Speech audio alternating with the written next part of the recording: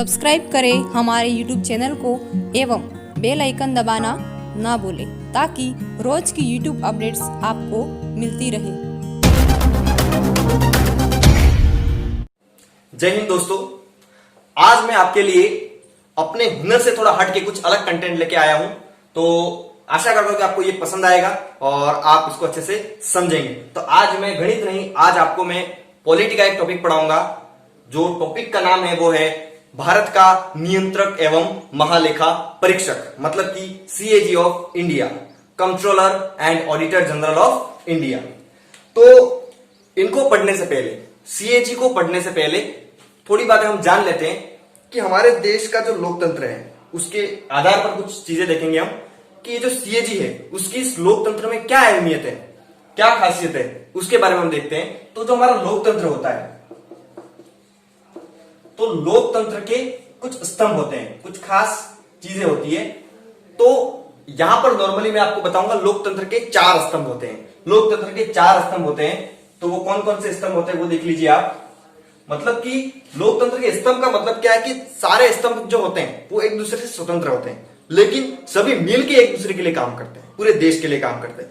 तो हम यहाँ पे बात करेंगे कुछ स्वतंत्र निकाय के बारे में, ठीक है ना, वो फ्रीली अपना काम कर सकते हैं। तो सबसे पहली बात आती है हमारे न्यायपालिका की। हमको पता है कि न्यायपालिका स्वतंत्र निकाय है, तो न्यायपालिका आ गई। इसके बाद बात आती है सेकंड, चुनाव आयोग, इलेक्शन कमीशन। चुनाव आयोग भी अपना स्वतंत्र काम करता है, इस पर किसी का दबाव नहीं होता है। तो चुनाव आयोग हमारा अपना क्या काम करता है, इलेक्शन करवा के सरकार को बनाता है। इसके बाद हम बात करते हैं, जो आज की बात कर रहे हैं हम, सीएजी। और एक और बात होती है यूपीएससी। सीएजी जिसके बारे में आज हम पढ़ने वाले हैं, तो ये लोकतंत्र का एक स्तंभ का काम करता है, ठीक है ना, ये भी स्वतंत्र काम करता है। और इसके बाद होता है यूपीएससी। यूपीएससी के बारे में आप सब कुछ जानते ही होंगे। UPSC union public service commission, मतलब कि संघ लोक सेवा आयोग। ये क्या करता है, ये ऐसा आयोग है जो बड़े स्तर के अधिकारी जो होते हैं उनका चयन करता है। तो आज हम पढ़ने वाले हैं सीएजी के बारे में, जो कि लोकतंत्र का एक स्तंभ जैसा है या एक स्तंभ है। तो स्टार्ट करते हैं सीएजी को। तो ये लोकतंत्र के जो 4 स्तंभ हैं, इन 4 स्तंभों का हमारे संविधान में कहीं ना कहीं जिक्र हुआ है। मतलब कि न्यायपालिका के बारे में हमारे संविधान में विस्तार से दे रखा है, चुनाव आयोग के बारे में दे रखा है विस्तार से, इसके बाद सीएजी के बारे में दे रखा है और यूपीएससी के बारे में भी दे रखा है। तो हम देखते हैं कि जो सीएजी आज हमको पढ़ना है, सीएजी, पहले इसका नाम लिख लेते हैं। इसको कहते हैं हिंदी में नियंत्रक एवं महालेखा परीक्षक। नियंत्रक एवं महालेखा परीक्षक, इसको इंग्लिश में क्या कहेंगे,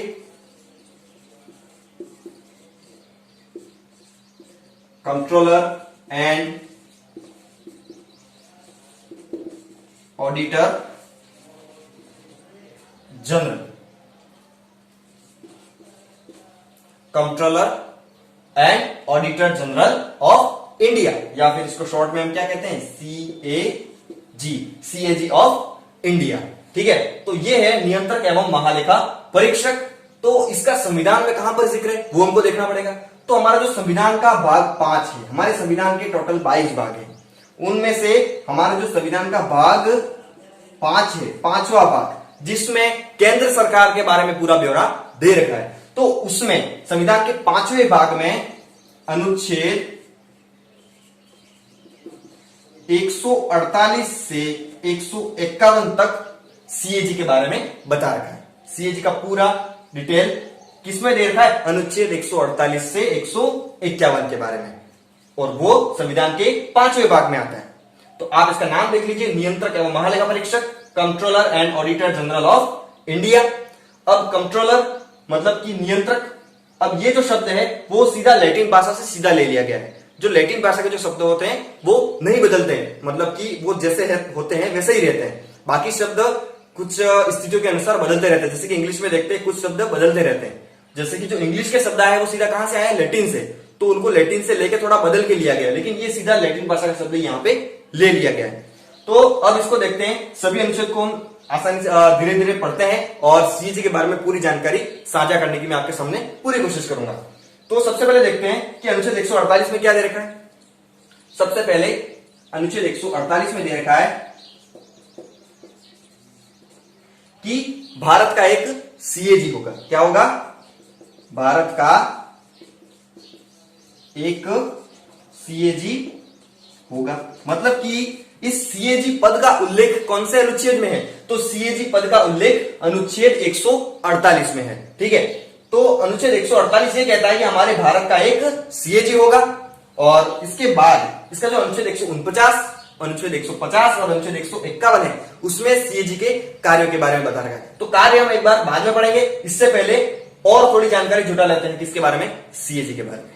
तो आपको ये तो पता चल गया कि सीएजी पद का उल्लेख अनुच्छेद 148 में है जो कि संविधान के 5वें भाग में आता है। इसके बाद सीएजी की कुछ जानकारी जुटाते हैं कि सीएजी की कुछ विशेषताएं देख लेते हैं, खास खास बातें देख लेते हैं कि जो सीएजी होता है वो एक सीनियर आईएएस अधिकारी होता है। सीनियर आईएएस अधिकारी होता है। ठीक है, मतलब कि बड़े लेवल का जो आईएएस अधिकारी है उसने बहुत ज्यादा समय प्रशासनिक सेवा में बिताया है। इसके बाद उसको राष्ट्रपति आईएएस अधिकारी के लिए चुनने की घोषणा करता है। तो जो सीएजी होता है वो सीनियर आईएएस अधिकारी हो गया। इसके बाद सीएजी की नियुक्ति की बात करते हैं कि सीएजी की नियुक्ति का प्रोसेस क्या है। तो सीएजी की नियुक्ति कौन करता है? तो सीएजी की नियुक्ति करेगा, ये बहुत बड़ा पद है तो बड़े पद की नियुक्ति हमेशा कौन करता है? हमारे देश के राष्ट्रपति करते हैं। तो सीएजी पद की नियुक्ति राष्ट्रपति करते हैं, लेकिन राष्ट्रपति डायरेक्ट नहीं कर देते इनकी नियुक्ति। राष्ट्रपति जो इनकी नियुक्ति करते हैं वो मंत्रिपरिषद की सिफारिश पर करते हैं। मंत्रिपरिषद जो होता है, मंत्रिपरिषद मतलब वही प्रधानमंत्री और उसका पूरा मंत्रिपरिषद, उन सबकी एक सिफारिश होती है। वो किसी अधिकारी को नॉमिनेट करते हैं राष्ट्रपति के सामने और राष्ट्रपति उसको सीएजी पद के लिए नियुक्त करता है। तो सीएजी पद की नियुक्ति कौन करता है? राष्ट्रपति करता है। इसके बाद आगे बात करते हैं, जो सीएजी जो होता है उसको शपथ कौन दिलाता है? तो सीएजी को शपथ कौन दिलाता है? तो सीएजी को शपथ भी दिलाता है कौन? राष्ट्रपति। जैसे कि चीफ जस्टिस को कौन दिलाता है? राष्ट्रपति। वैसे ही सीएजी को भी शपथ कौन दिलाएगा? हमारे देश के राष्ट्रपति दिलाएंगे।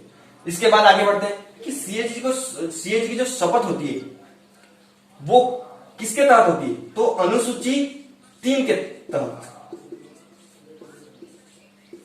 अनुसूची 3, हमारे जो संविधान की 12 अनुसूचियां है उनमें से अनुसूची 3 में कुछ संवैधानिक पदों के लिए शपथ के बारे में जिक्र किया गया। तो सीएजी का शपथ भी किसमें आता है? अनुसूची 3 में आता है। तो ये देख लिया आपने। तो सीएजी की शपथ अनुसूची 3 के तहत दिलाई जाती है। इसके बाद बात करते हैं सीएजी का कार्यकाल। तो सीएजी का कार्यकाल जो है वो उसका जिक्र संविधान में नहीं है। संविधान में नहीं बताया गया कि सीएजी का कार्यकाल कितना होगा, लेकिन सीएजी का कार्यकाल संसद के द्वारा निर्धारित किया जाता है। मतलब कि जो हमारी लोकसभा, राज्यसभा और राष्ट्रपति जो होता है, 3 अंग होते हैं, उनमें उनके द्वारा निर्धारित किया जाता है कि सीएजी का कार्यकाल कितना होगा। तो वर्तमान में ये जो है वो कितना निर्धारित किया गया है? 6 वर्ष। कुछ टाइम से क्या चल रहा है? 6 वर्ष चल रहा है। तो इसका जिक्र संविधान में नहीं है, लेकिन इसको निर्धारित किसने किया है? भारत की संसद ने। तो अभी क्या है? 6 वर्ष। इसके बाद ये तो 6 वर्ष तक तो काम करेगा सीएजी, लेकिन इसकी अधिकतम आयु क्या है सीएजी पद के लिए? तो अधिकतम जो आयु है,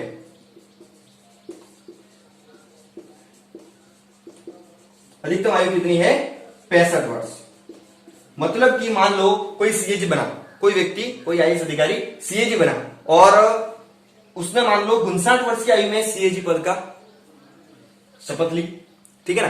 तो जब ये शपथ लेता है तो 6 साल तक काम करेगा, तो उसकी ये अधिकतम आयु पूरी हो जाएगी। तो वो बराबर दोनों एक साथ हो जाएंगे। या फिर किसी व्यक्ति ने, किसी आईएएस अधिकारी ने 62 वर्ष की आयु में सीएजी पद का शपथ ली, तो वो 65 वर्ष का होते ही क्या हो जाएगा? रिटायर हो जाएगा। ठीक है ना? तो उसको 6 वर्ष तक नहीं बने रहने मिलेगा, उसको 65 वर्ष होते ही वो क्या हो जाएगा? रिटायर हो जाएगा। ठीक है? इसके बाद अगर वो उससे पहले लेता, मान लो 55 वर्ष की आयु में उसने शपथ ले ली, तो फिर भी वो कितना काम करेगा? तब वो 6 वर्ष ही काम करेगा, मतलब कि 61 वर्ष तक काम करेगा। ठीक है ना? ये आपको ध्यान में रखना है। तो या तो 6 वर्ष पूरे हो जाने चाहिए, या फिर उसकी आयु कितनी हो जाएगी? 65 वर्ष। तब वो क्या हो जाएगा? इस पद से हट जाएगा। ठीक है? इसके बाद आगे बात करते हैं, अधिकतम आयु 65 वर्ष। अब अगर हम बात करें कि अगर सीएजी को अपने पद से टाइम से पहले ही हटाना हो, उसकी रिटायरमेंट, उसकी सेवानिवृत्ति से पहले अगर उसको हटाना हो, मान लो वो सही काम नहीं कर रहा है तो अगर उसको हटाना भी पड़ सकता है, तो उसको हटाने के लिए क्या प्रोसेस है? तो सीएजी को उसी प्रकार हटाया जा सकता है जिस प्रकार सर्वोच्च न्यायालय के मुख्य न्यायाधीश को हटाया जा सकता है। जो हमारे चीफ जस्टिस ऑफ इंडिया होते हैं, उनको जिस प्रोसेस से हटाया जाता है, उन पर भी जो महाभियोग लगता है, उसी महाभियोग के अनुसार सीएजी को भी अपने पद से हटाया जा सकता है। तो सीएजी को जो हटाने का जो जिक्र है वो कहां पर है?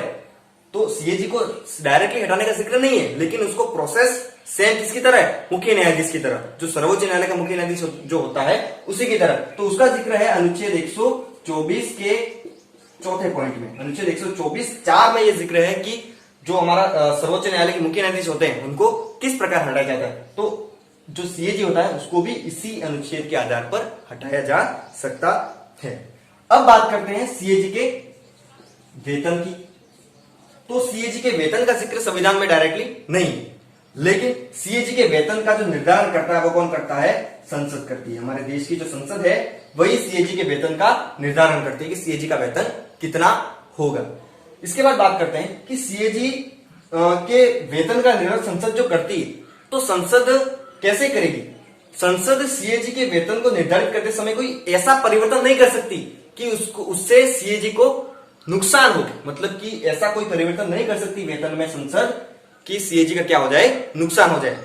वो भी कैसे? सीएजी के पद पर रहते हो, कोई सीएजी अपने पद पर है और उसके वेतन का वापस निर्धारण करना है, तो उसके लिए संसद जो निर्धारण करेगी उससे जो सीएजी है उसका नुकसान नहीं होना चाहिए। मतलब ऐसा नहीं कि तनख्वाह को काट दिया जाए, ठीक है ना। इसके बाद आगे बढ़ते हैं। तो सीएजी जो होता है वो सेवानिवृत्ति के बाद लाभ का पद भारत सरकार की किसी भी शाखा में, किसी भी कहीं पर भी लाभ का पद नहीं ले सकता।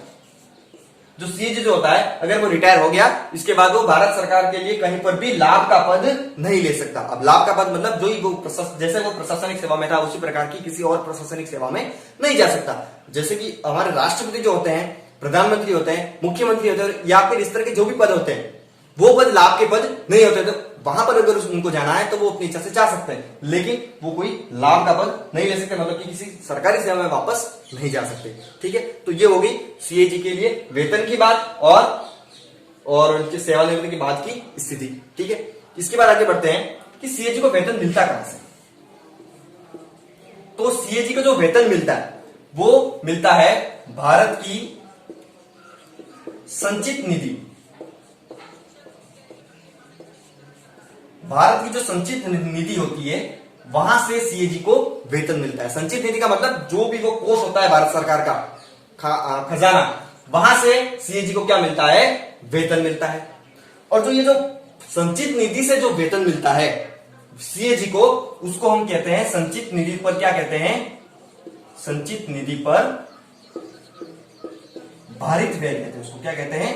भारित व्यय। मतलब कि संचित निधि से भारित व्यय को क्यों कहते हैं? अब ये भारित व्यय क्या होता है? संचित निधि तो आपको समझ में आ गया कि संचित निधि मतलब जो भी हमारा जमा कोष होता है सरकार का, उससे वेतन मिलता है। अब उस पर ये भारित व्यय क्या है? तो भारित व्यय का मतलब भारित व्यय या भारित खर्च ऐसा खर्च होता है जिस पर संसद बहस तो कर सकती है। संसद को इस पर जितनी भी बहस करनी है, जितना भी निर्धारण इसका करना है, उसके बारे में बात कर सकती है संसद, लेकिन इसके लिए कोई वोटिंग नहीं कर सकती। संसद इसके लिए बात कर सकती है, बहस कर सकती है, लेकिन इसके लिए वोटिंग नहीं कर सकती। उसको हम क्या कहते हैं? भारित व्यय या भारित खर्च, मतलब बोझ की तरह देना ही देना, ठीक है ना। तो आगे बात करते हैं। ये तो संचित निधि की बात हो गई। इसके बाद बात करते हैं, तो ये जो थी वो छोटी छोटी बातें थी सीएजी के बारे में जो हमें पता होनी चाहिए, ये बेसिक बातें थी। अब हम बात करेंगे सीएजी के कार्यों के बारे में। तो अगर हम सीएजी के कार्यों की बात करते हैं तो सीएजी के मुख्य मुख्य दो कार्य होते हैं। एक तो होता है अकाउंटिंग और एक होता है ऑडिटिंग। Accounting and auditing. अब अकाउंटिंग और ऑडिटिंग क्या होते हैं? अकाउंटिंग का मतलब होता है लेखांकन। ये सारे कॉमर्स की बातें होगी। लेखांकन मतलब पूरा लेखा लिखना। और इसके बाद ऑडिटिंग का होता है लेखा परीक्षण, मतलब उसकी वापस जांच करना या परीक्षण करना। लेखा परीक्षण। तो ये हो गया सीएजी के दो खास काम होते हैं, अकाउंटिंग एंड ऑडिटिंग। तो अनुच्छेद 149 में अभी क्या दे रखा है हमारा, तो मैंने बताया ना सीएजी के कार्य कहां से कहां तक देखेंगे, अनुच्छेद 149 से अनुच्छेद 151 के बीच में हम सीएजी के कार्यों का उल्लेख करेंगे। तो अनुच्छेद 149 में ये दे रखा है कि जो सीएजी है वो क्या करेगा, अकाउंटिंग या अकाउंटिंग नहीं, ऑडिटिंग, अकाउंटिंग नहीं ऑडिटिंग। अब ये केंद्र सरकार की बात है, क्योंकि हम कहां पे पढ़ रहे हैं, अनुच्छेद 149 की बात कर रहे हैं, ठीक है ना। अनुच्छेद 149 जो है वो केंद्र सरकार के अंतर्गत आता है, केंद्र सरकार की ब्यूरो के अंतर्गत आता है। तो अकाउंटिंग मतलब कि क्या है, लेखा परीक्षण का कार्य करता है, ठीक है। जो सीएजी होता है वो ऑडिटिंग या लेखा परीक्षण का कार्य करता है। तो अब हम थोड़ी पुरानी बात कर लेते हैं। जब हमारा संविधान लागू हुआ था 1950 में, तो 1950 से 1976 तक, 1950 से 1976 तक जो भारत सरकार के लिए अकाउंटिंग और ऑडिटिंग दोनों काम कौन करता था, जो सीएजी होता है वही करता था। कहां से कहां तक, 1950 से 1976 तक भारत सरकार के लिए अकाउंटिंग और ऑडिटिंग दोनों के काम कौन करता था, सीएजी करता था। तो सीएजी कहां कहां के लिए करता है, तो सीएजी जो होता है वो भारत सरकार के लिए और सभी राज्यों के लिए अकाउंटिंग और ऑडिटिंग का काम करता था, ठीक है।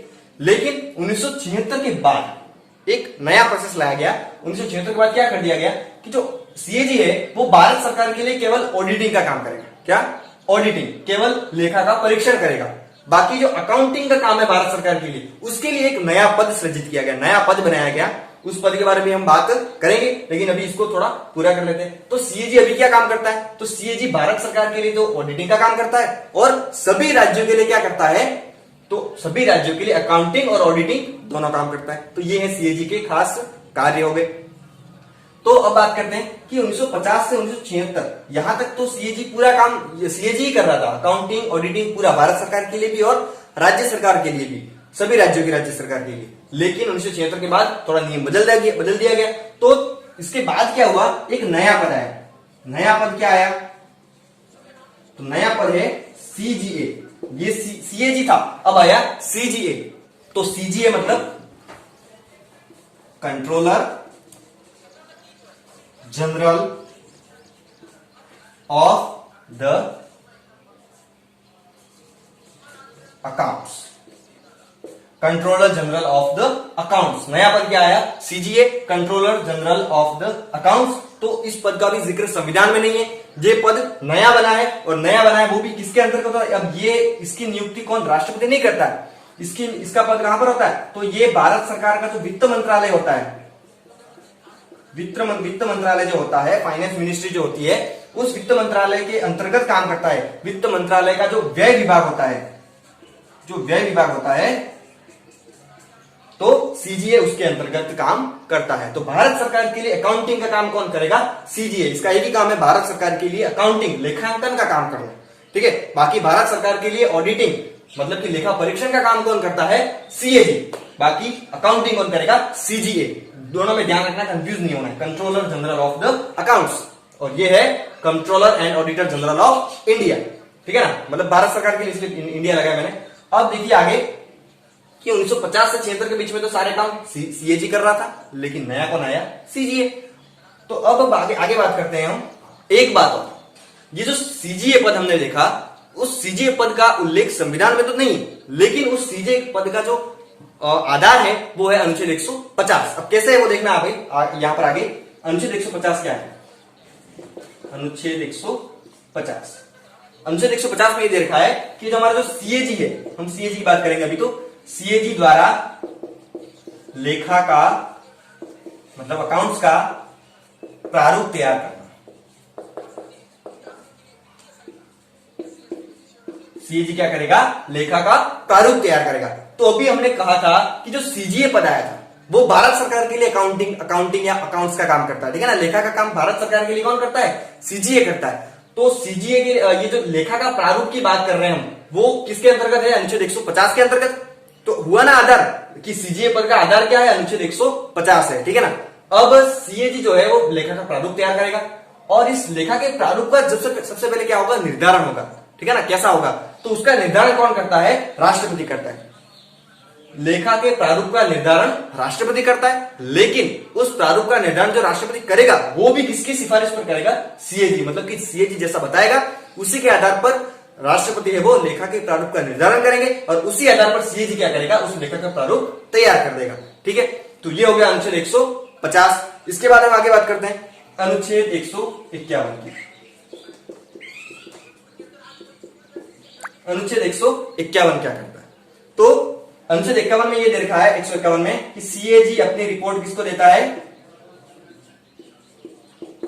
जो भी लेखा की रिपोर्ट बनाएगा सीएजी वो अपनी रिपोर्ट किसको सौंपेगा, राष्ट्रपति को सौंपेगा, ठीक है।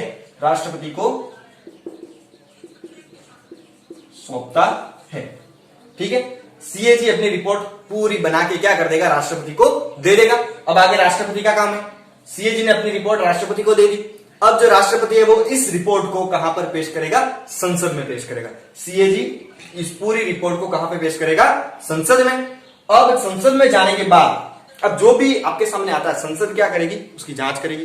संसद में ये रिपोर्ट गई तो संसद में इस रिपोर्ट की क्या होगी, जांच होगी। अब इसकी जांच कौन करेगा, तो इस रिपोर्ट की जांच के लिए संसद की एक समिति होती है, संसद की एक वित्तीय समिति होती है, ठीक है। ये वित्त विभाग का काम है, तो ये संसद की एक वित्तीय समिति होती है, वो इसकी जांच करती है। और उस वित्तीय समिति का नाम क्या है, लोक लेखा समिति, ठीक है ना, लोक लेखा समिति, PAC, पब्लिक अकाउंट्स कमिटी। लोक लेखा समिति इस रिपोर्ट की जांच करेगा जो राष्ट्रपति संसद में पेश करेगा। और राष्ट्रपति को कौन दे रहा है, सीएजी दे रहा है, ठीक है। अब ये जो समिति है उस समिति में कितने सदस्य होते हैं, तो इस समिति में 22 सदस्य होते हैं। कितने सदस्य होंगे इसमें, 22 सदस्य, जिसमें से 15 तो कहां से होंगे, लोकसभा के, और बाकी आगे जो 7 बच रहे हैं वो कहां से होंगे, राज्यसभा से। अब देखिए जो सीएजी रिपोर्ट बनाएगा वो एक तो भारत सरकार के लिए भी बनाएगा ऑडिटिंग की, और साथ ही साथ सभी राज्यों के अकाउंट्स और ऑडिट्स दोनों देखता है। ये अकाउंटिंग और ऑडिटिंग दोनों के काम करता है। तो ये जो राज्यों की रिपोर्ट होगी वो राज्यों के राज्यपाल को देगा। तो उसके बाद राज्यपाल अपनी विधानसभा में जहां पर भी पेश करना है वहां पर करेगा, और जो राष्ट्रपति होता है वो संसद में पेश करता है, ठीक है। तो अभी हम सीएजी की बात कर रहे हैं तो सीएजी के संदर्भ में ही पूरा देखेंगे, ठीक है ना। तो अब ये जो वित्तीय समिति है कौन सी, लोक लेखा समिति, वो इसकी जांच करेगी। और जांच के लिए इसमें कितने सदस्य होते हैं, 22 सदस्य, और 22 सदस्य में से 15 सदस्य लोकसभा के होते हैं और 7 सदस्य राज्यसभा के होते हैं, ठीक है। तो इस तरह से अनुच्छेद 151 यहां पर खत्म होता है। अब थोड़ी और बात कर लेते हैं कि देखिए आगे ये जो सीएजी पद बना है तो भारत में सबसे पहले सीएजी कौन बना, उसकी भी बात करनी पड़ेगी हमको। तो भारत के जो सबसे पहले सीएजी है, भारत के प्रथम सीएजी, प्रथम सीएजी जो है वो है नरहरि राव, ठीक है ना। भारत के प्रथम सीएजी कौन है, नरहरि राव। और अभी जो वर्तमान में सीएजी है,